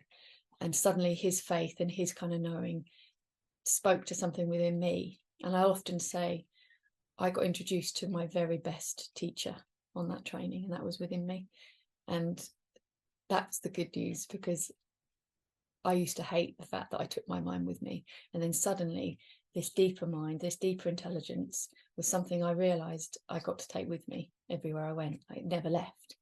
And over the years, I've been so lucky, and I'm incredibly grateful to every single teacher that I've come across in the Three Principles, whether I've met them in person or whether it be through Zoom calls. I've had so much kindness and love shown to me throughout. It's been incredible. And in 2009, myself and my ex-husband Rudy decided, like, this is so amazing, why does no one know about it? So we created the first kind of online resource of videos called threeprinciplesmovies.com. And that had videos that we filmed in America of different facilitators, different trainings, transformational stories. We went into a business, we went into the prison system.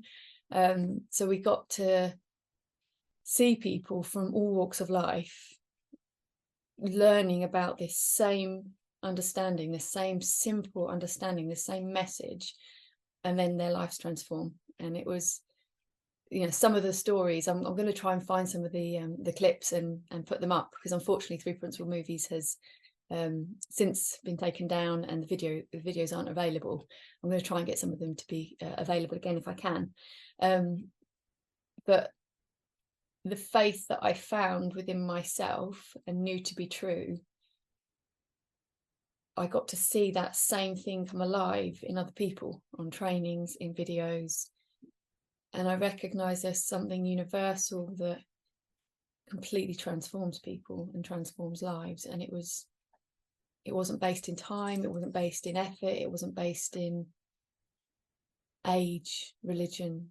It was just based in life, in this stuff that we call life. And I think seeing somebody in a homeless shelter just sit there and say that she didn't want to be videoed, and then suddenly say she had something she wanted to share. And she said, when her teacher Anita, this amazing lady Anita, who was sharing with them, who's sadly passed away now, but she'd been someone that was homeless herself, and then came across this and then wanted to share. So she used to share within the homeless shelters in Santa Clara County in America. And the way that she described it was like a light bulb went off in my brain and everything was different. And the other people in the group were just saying they knew that Anita loved them. And they knew that Anita knew that they had everything within themselves to transform their lives, to change their lives, to move out of the poverty that they'd lived in and the addiction cycles and all of those things.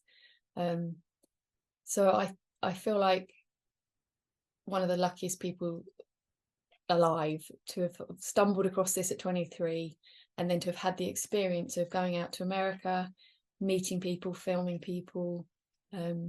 People would literally sit in front of the camera and just like bare their souls to us and tell their story. And I'll never forget it. I'll never forget any of the interviews that we did. And not all of them ended up being able to edit, and we had different problems with hard drives and all kinds of things. We kind of, people were like, these videographers from England, and we weren't videographers, we were just learning. But somehow we managed to kind of create this incredible resource that it touched people all around the world. We used to get emails from random places just saying, oh, I saw that video. And the beautiful thing about it was that you might watch one video and it wouldn't speak to you, and you'd think, that makes no sense. And then you'd watch a different video and you'd think, something in that speaks to me. And I think the thing that I've come to realize so often is it's not even what is said, it's where it's coming from. And it sounds such a strange thing. And I remember hearing on my first course, don't listen to my words, just listen like this is music. And I was thinking, what on earth? But I get it now, that there's a space in which exists within life, within you, within me, within nature, within all of it, that's the same, and it's untouchable, unbreakable presence. It's love. And as we listen and someone's speaking from that space, I feel like our minds start to quiet and we almost start to sort of resonate with the person, and that place within us is visible. You recognize it's not something that emerges, it's not something that you get, it's something that is already there.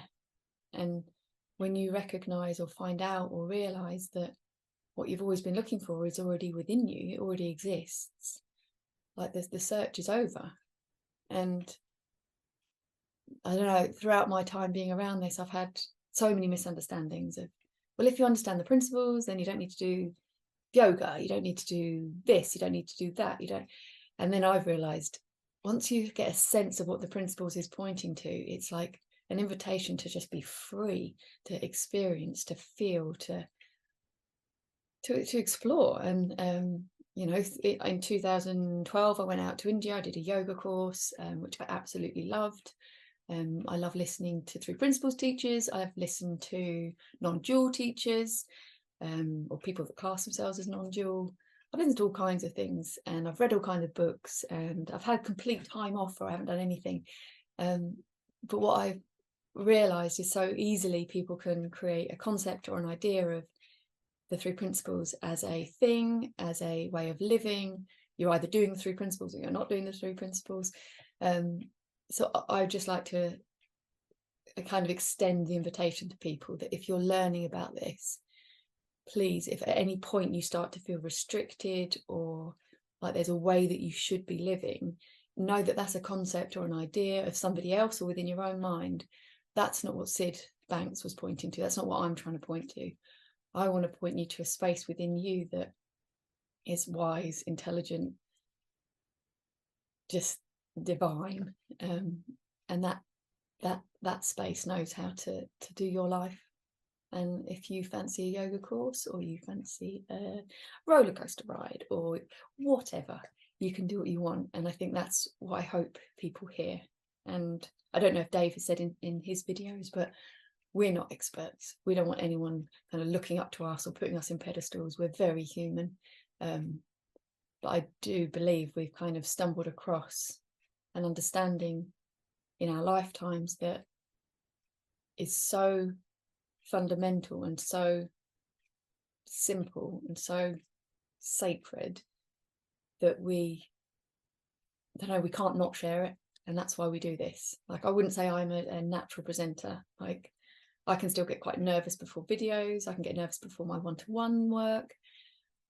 You know, it doesn't always feel like it comes naturally to me, but as soon as I start speaking and trying to point people in this direction, my little self, my little ego character becomes less important, and it's about a deeper, bigger, grander message. And that's what I hope people get a sense and feel for in these videos. And I know I'm not I don't watch the news, I don't listen to the radio, but I know there's some pretty heavy stuff going on in the world at the moment. And I pray and I ask and for peace and for love and for people, for humanity. I pray that we can find a way forward, recognizing each other as the same. And I sit kind of in gratitude for my life and where I am, and I have an open heart for anyone who's going through suffering. And yeah, I just feel like without this understanding, you know, as a young person, I used to get so bogged down by the trauma and the horrificness of some of the things that happen in the world. And I've been kind of able to keep my own bearings within all kinds of things within my own life and within the wider world through understanding that it doesn't mean I don't get upset. It doesn't mean that I don't have empathy. It doesn't mean that at times I haven't been floored by different circumstances, but that buoyancy, that innate resilience, that ability to find center again, remember center, is something that I kind of grow an appreciation for, because I used to spend weeks, months worrying about the world, what was going to happen, the planet, the environment, people, myself. And I didn't realize what a disservice I almost did for the gift I actually had, in terms of right now, I am blessed with the life that I have. And I was back then, I just didn't know it. But I thought somehow me suffering would help others who are suffering. And now I feel like my call to service is help more and more people wake up to who you are, because when you wake up to who you are, you don't want to hurt people. You don't see division, you don't see hatred, you don't have judgment in that way. You see through the eyes of love. And I know it sounds really hippie, but you see more through the eyes of love. And I think that's what the world needs more of right now. So if any of our videos or events that we do can help anybody start to fall in love with themselves, find their true self, wake up to what they really, really are, then I feel like that's my way of kind of helping change the world for the better. So thank you for watching and listening to my ramblings, and I hope to make another video soon.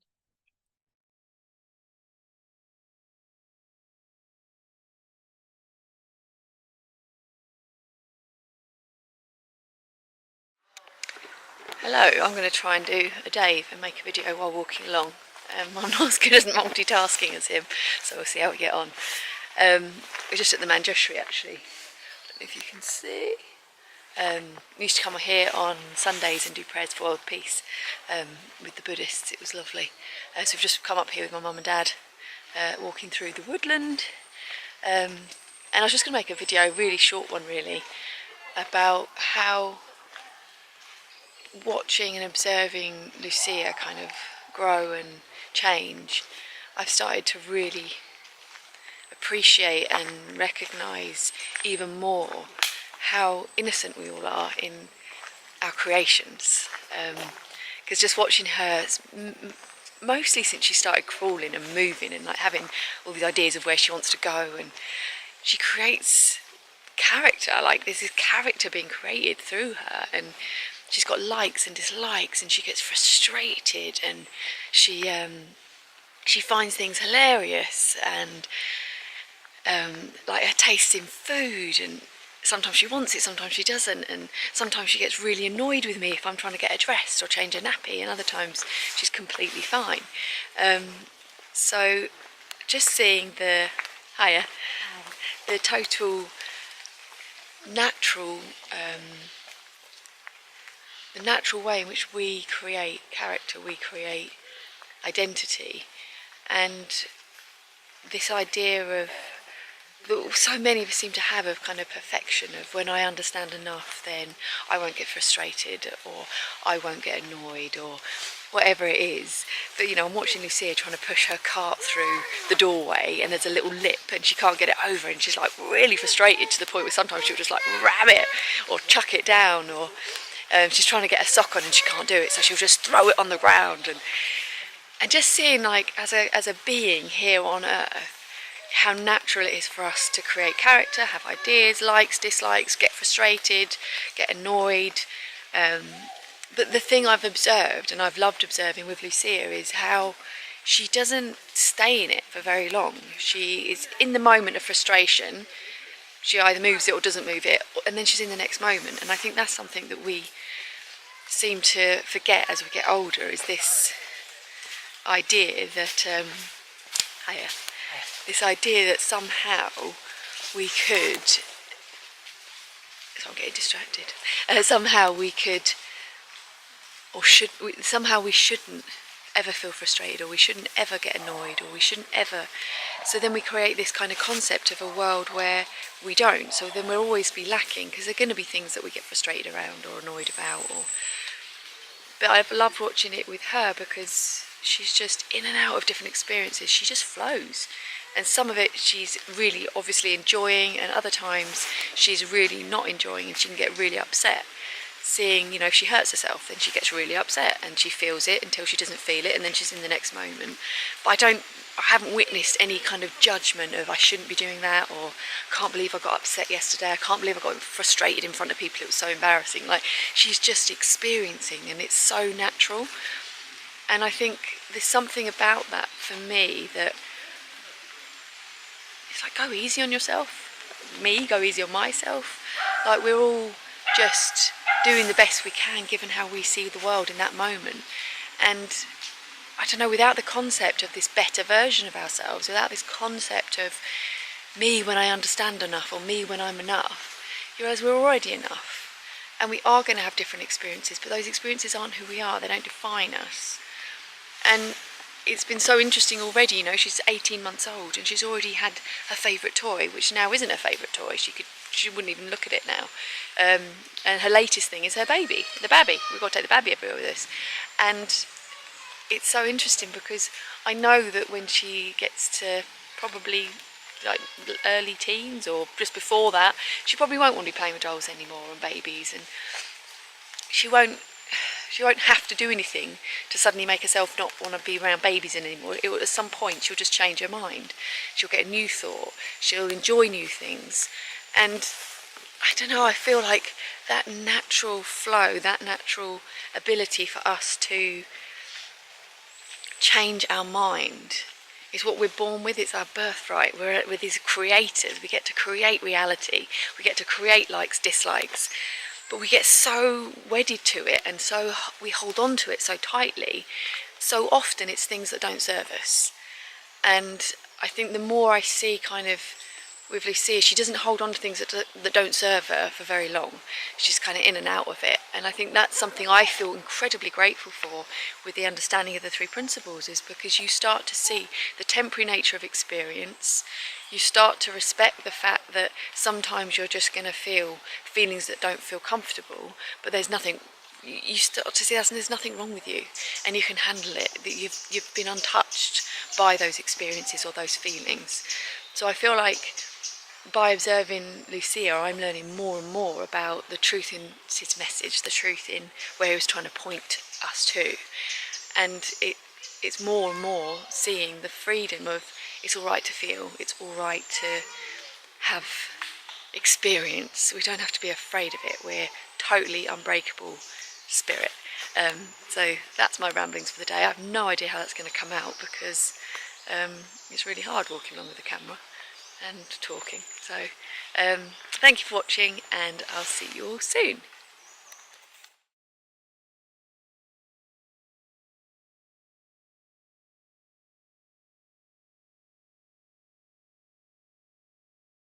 Hi everyone, probably left this video a little bit late to do today. It's been a busy day, but I just have been thinking today, and I just thought I wanted to make one. Hope I don't trip up. I can't really see anything past my light. It's pretty bright in my eyes. It's probably a bit of a crap setup. First of all, apologies to Vaughan in Perth, Australia. Thanks for your message, mate. I haven't got a gimbal yet. I'm still on my tripod, and if you could see what's going on here, it's actually my head torch strapped to my tripod, and I'm just carrying it. And I'm not really, I did say at the beginning, these are not going to be high-tech videos, because I'm just not really a high-tech fella, so I apologise about that. But thanks for your message, bud. Really appreciate it. Yeah, I've been doing some thinking today, and a conversation came to mind that I had a while ago now with a good friend of mine, a lovely lady. I was checking in, I was having a conversation with her boyfriend, ex-boyfriend, whatever it is, I don't know. But she came along and she said, I'm no longer doing the principles. I said, oh, that's interesting. She said, yeah, she said, I've started doing a meditation. I'm now doing a direct line to God, is what she said. I said, oh, right. I didn't say anything. I thought I just couldn't be bothered with having a conversation at that point, and I just listened to what they had to say, and we had a lovely chat, and it was really nice to speak to them both. But it was quite an interesting thing as I was reflecting on that comment. I'm no longer doing the principles. That statement is, and I'm not knocking anybody, please don't think I am. I could just hear a misunderstanding as to the nature of the principles as she was speaking. That statement, I'm no longer doing the principles, would be to suggest non-existence, to put it quite simply and bluntly. The principles aren't something you do, they're what we are. They're the fundamental essence of life. They're the fundamental essence of reality. They're the fundamental essence of experience. No one can do the principles. The principles do us, they live us. They're a metaphor, don't forget, they're just a metaphor, they're just a conversation, they're just words to describe fundamental principles. Somebody said to me the other day, why are they principles though, Dave? And I said, well, everybody you meet on the planet is a state of consciousness. That's a principle, it's a principle, it's a fundamental principle of life. Everybody we meet on the planet has the power of thought within them, as them, the infinite creative force. And we're all born of one divine intelligence, mind, what Sid called mind, what many cultures have called mind, not just Sid. So to say I'm no longer doing the principles is a bit of a misunderstanding. It may sound pedantic at this point, but it is. It's a bit of a misunderstanding. And also this point, I'm now taking the direct line to God.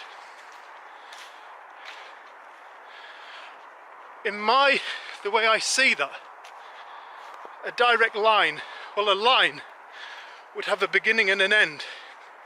It would be from point A to point B, whether you draw it on a piece of paper, whether you draw it on a map, whether I was to walk in a straight line from here to over there.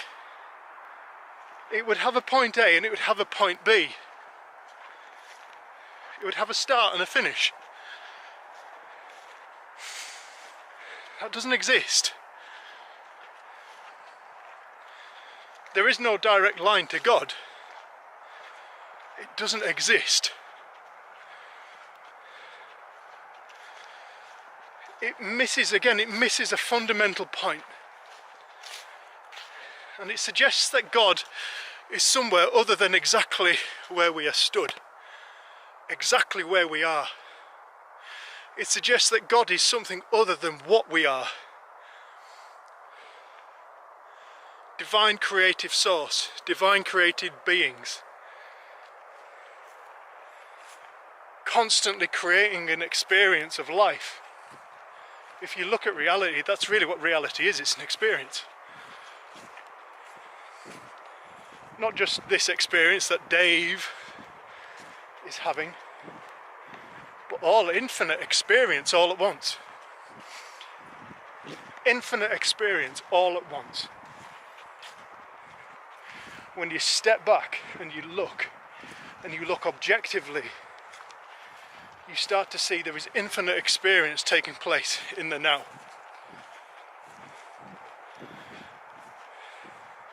God isn't something outside of us. I'm reminded as I speak about that of a beautiful man I once met. I was working in South Africa with Jen. It's been a beautiful day, look at that sky. I was working in South Africa with Jen and we went to our favourite restaurant. And I had some food left over and I thought, oh well, I'll find a homeless person and give it to them. I thought they'll appreciate that. And I remember, it wasn't long, I was in Woodstock in Cape Town. It's not long before you find a homeless person in Cape Town. And I remember, I'm going to sit on these rocks. I love it up here. I'm just up behind where I live. You get the most glorious view from here, but you can't see anything at the moment because it's just a bit dark, even with my head torch. And I came across this man, and he was sat down on the street. I took one look at this man and my heart just melted. I felt so sorry for him. He was physically disabled. He was homeless. He was what they call in South Africa a Cape coloured man. I don't mean any offence by that word. I've been told off for saying that word before on a radio station, but that's how they describe themselves, and I'm not going to do them the injustice of calling them by some other name, because I wouldn't honestly know what name to call people anymore, in all honesty. But that's how they describe themselves. And that's just to give an idea of this man. But it turns out this man's had a stroke. He's homeless and he's had a stroke. When he spoke with a deeper slur. I found him very difficult to actually understand to begin with until I got my ear in. I remember looking at this man and I felt such pity for him. Friggin' hell, I was like, you must have the shittest life. Physically disabled. You smell, in fairness. You're covered in food. You obviously haven't had a shower in God knows how long. My heart just broke for this man. I gave him my food and he received it and he said, "Thank you." I said, "Oh, you're welcome." And he said to me, "May I ask you your name?" I said, "Yeah, you may." I said, "My name's Dave." I said, "May I ask yours?" And he said, "Yes, my name's Ben." I said, "Thank you, Ben." He said, "No, thank you, Dave." And Ben just smiled at me. And then he said something to me. He said, "Dave, may I say, what a beautiful face of God you are." I said, "Thank you, Ben." I said, "Ben, may I say to you what a beautiful face of God you are as well, mate?" And he looked at me, he smiled, and he had this twinkle in his eye, and he said, "I know." Poof! Hit me right in the heart. I know. In his broken, disabled, virtually incapable of walking state, physical state, this man shone. I sat down with Ben and we talked and we spoke. He talked about God. He saw God how I see God. God's within. We spoke about words of Jesus and stuff like that that I've come to really respect. Not in a religious way, in any way whatsoever, personally. Sorry anyone, but I'm not a religious man. But I deeply respect the words such as, when he was asked, "Where is this kingdom? Where is this kingdom of God?" He said, "The kingdom of God is within the heart of every man, woman and child." God's kingdom, the Creator, exists at the very centre of our being. Stands to reason, we create reality. We just haven't noticed. We haven't noticed that's what's been going on. I spoke to this man for a long time, and probably half an hour. And I fell in love with this man so deeply, so much so I'm still talking about him today, and this must have been 2006, 17, something like that. I got up, and when I went to leave, I emptied my wallet of all the money that I had, which was about 60 quid in rand, and I gave it to him. And Ben just pushed the money back to me, and he looked me right in the eye and he said, "Dave, no." He said, "Dave, do you not see? It's not about money. It's not about that. It's about this. It's about connection. It's about people. It's about us." Another blow to the chest. Another blow to the heart. That man had everything he needed. He had everything that he needed. I have to admit that was a blow too hard for me, and I got up and I walked back to the car. I got in the car and I just cried. I just cried that I had the real privilege of meeting this man, this broken man who was whole. And I cried for about 10 minutes, which gave me enough time to kind of waddle his way up the street to where he looked through the window and saw Jenny, and he looked through and he just went, "Oh, what beauty," he said, "what beauty." Shook his head, smiled and carried on walking.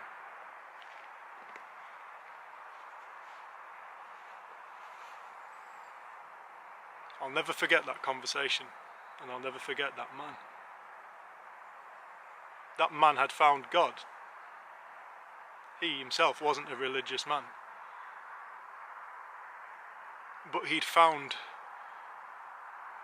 love. He'd found the unconditional love that underpins all things. The unified field, if you want to be a physicist, you want to talk physics, the unified field, quantum field. The unified field is love. The unifying feeling is love.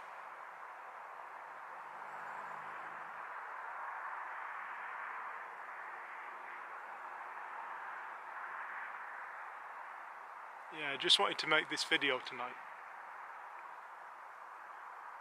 I'm just trying to dispel some myths about the principles.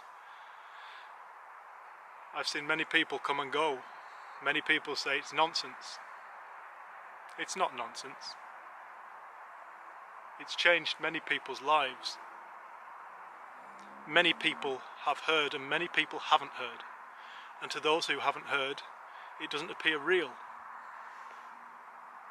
It's not their fault, it's nobody's fault. I feel really privileged that I heard what I heard, but I heard it from within myself. Whatever that was, because it wasn't words, I heard the feeling.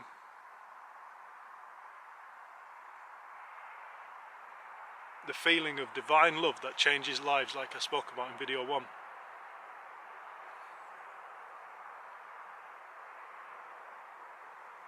There is no direct line to God, because there is no point A and point B. There is only point A. We are an expression of the Creator. As above, so below. On earth as is in heaven, as they say. Yeah, all the powers that lie within heaven lie with us here on earth, because heaven is within the heart of every man, woman and child. We are the divine Creator in action. Everybody is. Everybody on earth is. We're all the same thing, creating a different experience of life. And every single one of us is experiencing a reality that's real and illusory all at the same time. Real, why? Because it's our reality and it appears real. It's real. It's a real reality. It is an absolutely real reality as an experience. Why is it illusory then, Dave? Well, because we can all look at the same point on the planet and we can all have a different experience of it. We can all look at the same circumstance and disagree on it. Because all of our realities are real to us. But they're all illusory because they're unique experiences within ourselves. That's why Sid came along when he had his experience and pointed to something so important. He's pointed to truth. The old adage, truth will set you free. It's so true. So true. Not my truth. Not my ego trips. No. My ego trips won't set anybody free. They hold me captive. They're not going to set me free. Fundamental truth. Fundamental truth. What is truth? It's that unifies all people. Mind. Intelligence of all things. Everything is an idea of mind. Everything. Everything is born of it. The quantum field. Call it the quantum field if you prefer. Call it God. Call it whatever you want. Consciousness. Well, this universal mind is conscious. It's aware of all things all at once. Because it is all things all at once. Thought. Universal thought. The power of thought. Everybody, everything is thought. We're all thought. That's how reality is created. It's dreamt into being. It's an experience like a dream. I honestly can't tell the difference between my dream states and my awake states most of the time. I could be dreaming right now, having this conversation with you, I wouldn't know.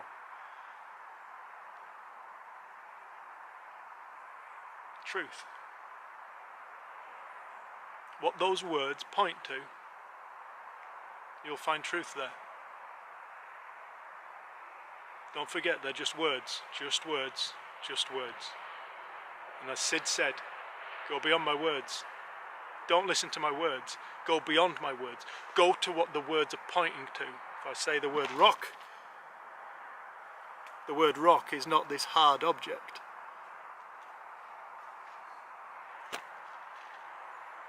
Rock's a noise. The object, the noise is something that we all agree, so long as you speak English, and you agree that it is a rock and not a boulder or something like that. Rock is a noise. Go beyond the word to the object.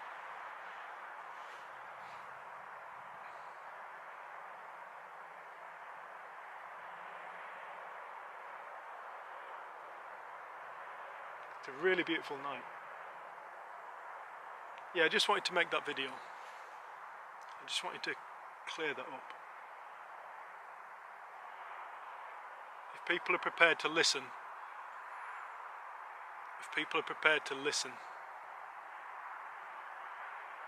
there's some proper gifts in the principles.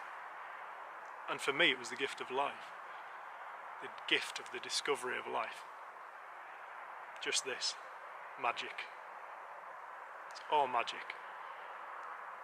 Thanks everyone. Thank you for clicking on this video. I'm Dave Ellery, I'm one half of Freedom Thinking. The other half being Jenny, my wife. Yeah, we send you all love and look forward to seeing you in your next video. Oh, could you please like and subscribe and comment and all that stuff? It apparently helps with YouTube. I don't know, but apparently it does. So if we could do that, that would be wonderful. That would really help us out. Thank you everyone.